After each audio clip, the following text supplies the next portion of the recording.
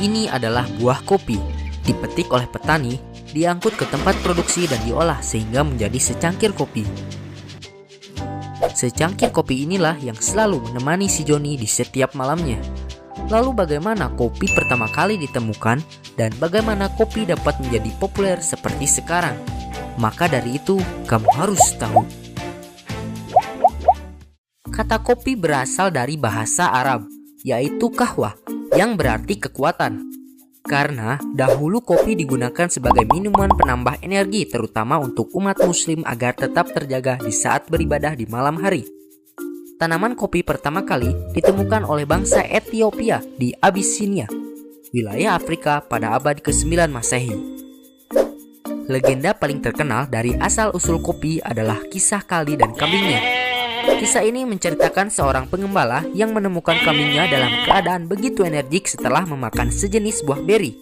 Karena penasaran akan buah tersebut, Kaldi pun mencoba untuk memakannya.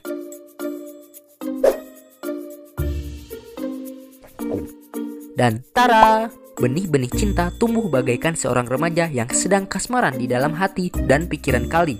Pada saat itu, bangsa Ethiopia mengonsumsi biji kopi sebagai makanan sehat yang dicampur dengan lemak dan anggur untuk memenuhi kebutuhan protein dan energi tubuh. Baru pada abad ke-11, di saat pedagang Arab mulai membawa tanaman kopi dari Ethiopia ke Yaman, tata cara menikmati kopi mulai berubah menjadi lebih modern, yaitu dengan cara menyeduh biji kopi terlebih dahulu. Kopi semakin populer pada masa kekhalifahan Turki Utsmani dan mulai diperkenalkan di Konstantinopel. Di sana, dibuka kedai kopi pertama di dunia bernama Kifahan pada tahun 1475. Saat itu, lalu lintas perdagangan kopi hanya dilakukan di sebuah kota pelabuhan bernama Mocha yang terletak di Yaman. Saking pentingnya kota ini, orang-orang Eropa terkadang menyebut kopi dengan nama Mocha. Karena pasokan kopi tidak mencukupi kebutuhan pasar kopi Eropa pada saat itu, bangsa Eropa mulai mencoba untuk membudidayakan tanaman kopi. Belanda adalah salah satu negara Eropa pertama yang berhasil membudidayakan kopi di luar wilayah Arabia pada tahun 1616. Lalu pada tahun 1690, kopi dibawa Belanda ke Pulau Jawa untuk ditanam dan dibudidayakan secara besar-besaran. Sejarah kopi di Indonesia erat kaitannya dengan tanam paksa yang dilakukan oleh Belanda. Tak heran jika pada saat itu, Indonesia pernah menjadi produsen kopi terbesar di dunia dengan kopi Jawa sebagai jenis kopi andalannya. Hingga saat ini, kopi masih menjadi minuman paling populer di dunia. Meminum kopi dapat meningkatkan kewaspadaan seseorang dan menghilangkan rasa ngantuk sementara akibat efek dari kafein. Lalu bagaimana cara kafein bekerja dalam otak?